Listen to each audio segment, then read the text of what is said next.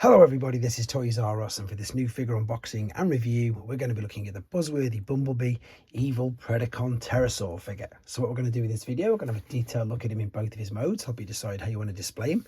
We're going to have a look at the accessories that come with him and how you can use these in both modes. And we're also going to have a look at how he compares to the original version of Terrorsaur released in the Golden Disc collection.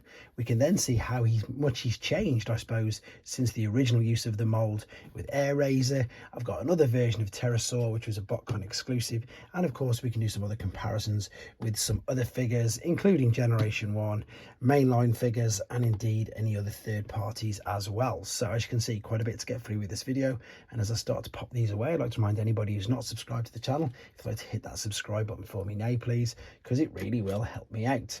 And yes, of course, this figure did come out in 2022, but I have just purchased him because he's on sale for really cheap at in-demand stores in the UK, and in fact most places seem to have him online reduced. Now he did come packaged as a robot, but I've quickly transformed him to speed the video up because again it's not a brand new figure. However, I want to have a quick look at the box because I love the artwork on the front. With it being the buzzworthy Bumblebee, you've got a few of the other character images on the side, some beautiful Terrorsaur artwork on that side, and as you can see, it is from the legacy toy line still, and it takes 22 steps to transform him. You'll probably have noticed that I've uploaded a transformation process video as well, because he can be quite fiddly, and indeed it can be used for the other Terrorsaur figures as well. So even though he's in his alternate mode, there's still the same problems with the other version in the Golden Disc. I found that the wings do come off very easily, to be honest, and he doesn't tend to balance too well on these little flimsy feet, which is a little bit annoying, but it's get out of jail for me, as I will not be displaying this in this particular mode. The feet are a bit loose in robot mode, but he just tends to balance a little more. However, this particular mode is very articulate. Let's see if he's got, I thought he was going to tip over then. So we can literally turn the head all the way around. You can open and close the jaw. If you wanted to, you can move the neck up as well, even though that is mainly for transformation, but you can still see it's not too detrimental if you're looking to display in this mode to the overall aesthetics of it. It's, in fact, it covers that gap up there, so it's up to you how you want it. The wings have got multiple places of play where you can adjust them, fold them back, fold them over, spread them out, bring them in, etc. They are very posable. You've got movement at the knees underneath it. You've also got movement at, I suppose, could it be the thigh, could it be the knee, I'm not too sure, but you can move all this here around the ankle and the feet, etc. as well. So as you can see, it is very articulate for its alternate mode, which you don't tend to get, in all honesty. Now there we go, now he's starting to fall over a little bit. That's exactly pretty much what I expected. So with the deluxe figure, he's quite big because I suppose of the wingspan. I mean, for example, here's the alternate mode of the Jurassic Park Jeep, which of course you just got to bring out when you're messing around with dinosaur transformers.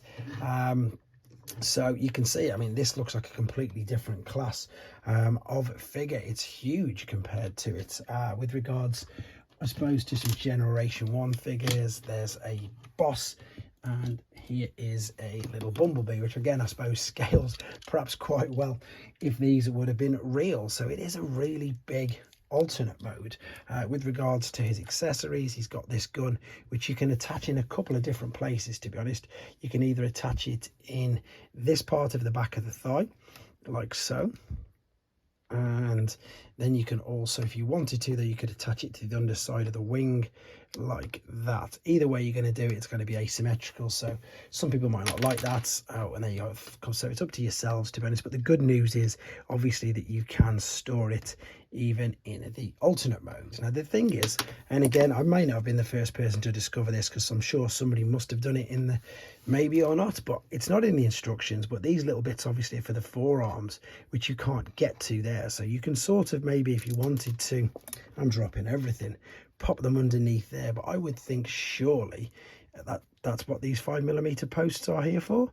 Maybe just to pop that in, that might actually stabilize the feet out a little bit more, to be honest. So I'm thinking, because it's not in the pictures, it's not in the pictures, it's not in the instructions, it's definitely not there, but that's where I'm going to be putting mine, or would be putting mine, should I say, if I was displaying in this mode. However, there isn't anything more to say about this particular mode. We're going to come back and he's going to be in the robot mode. So we're back. As you can see, he's in his robot mode. I did already mention that there is a tutorial if you want to see the transformation process, but I also just wanted to show you what I was on about with the two little claws. So you can see there, it's got them where you can, because these come separately packaged, put them on either side of the forearm, but there's nothing else mentioned for what to do with them when in the alternate mode, just the gun, which you can see there. However, let's have a look at it, because it is a good robot mode, and anybody who's I suppose watched me on this channel, they've probably got used to me saying that I really like Beast Wars figures, which wasn't something that I was into at all when I first well, in fact, when I collected Transformers, I didn't really have any apart from the token few that came out with the Thrilling 30 toy lineup, but I didn't really, as I say, have any chance or opportunity to play with them. And then it was, funnily enough, Kingdom and their toy line that really got me into these, and I've got to confess that I do actually really like them. I think the transformation processes on them can be quite complex, and this, as I say, is Air Razor, so she was the first use of this mold. So obviously we've got same sort of principles, you know, flying alternate mode, but obviously dinosaur and not a dinosaur, but you can perhaps see the similarities here, especially the way all the wings and everything fold out and the feet, etc. Although I think Terrorsaur does look a little bit bigger. This was the first release of the Terrorsaur mold. This is the golden disc edition. By the way, this is known as the toy deco. Apparently, though, it's not the same though, because of the shoulders not being the same color, but this is what's known as the toy deco. And as you can see, with this particular version, we've got these little bits going in to the side of the forearms, which I suppose just tops it off. To be honest, it does really look good, but you can put them in the back of the ankles, which you saw me do in the alternate mode. If you don't want to put these in because they're 5mm ports, you can attach fossilizers and whatever else you wanted to it as well, because that's the beauty of these 5mm ports. You can do so much with them. So now you can see, of course, the huge similarities with these. They are just different colors. Right, let's have a look at the articulation on him though. So the articulation does, again, loads. So the head will spin near enough all the way around. It is slightly restricted, but due to transformation processes, you can lift it up, and you can, as well as moving it up and down there, you can get it to look even further back, although that does show that bit there, but you can move it around on there. It depends on where the wings are. If you move the wings out of the way, you can spin the arms all the way around unrestricted. They will both go out to make a complete T. There's a swivel underneath the shoulder, there's a bicep flexion, there's a wrist flexion, even though that is mainly for transformation purposes. So there's no swivel. There's like a wrist flexion but no swivel. There isn't as such a full, oh there is, I thought I was going to snap it off then, but you can do a full waist rotation. I was just as surprised. Well, you could tell in my voice that I completely forgot that you could do that. Obviously, these are huge hinge joints on the legs, which will kick as far up as that skirt allows, and again kick back. Now, funnily enough, this happened in the transformation process. It just popped out and the wing just popped off. So this is, as I said, this is the negatives to this figure, and I'm pretty sure, if I remember correctly, a lot of these were the same with the golden disc edition. So I'm just a little bit I don't understand why they didn't perhaps correct it. Anyway, let's move on to the hips. So the hips, as I say, will come out to the side.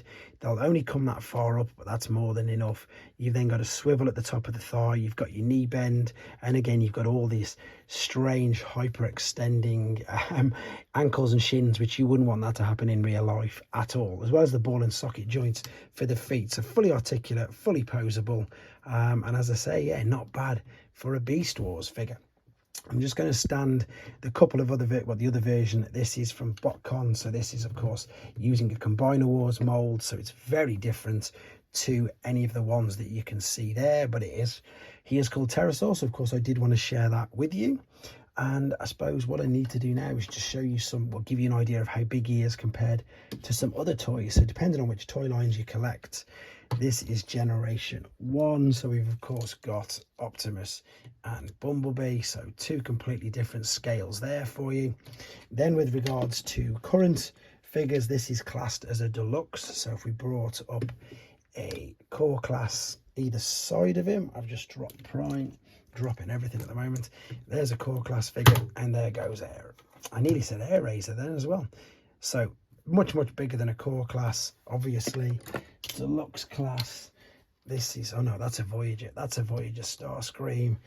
This is a deluxe Soundwave. So I don't know, he's a big deluxe though, Soundwave is. They're from the Reactivate games.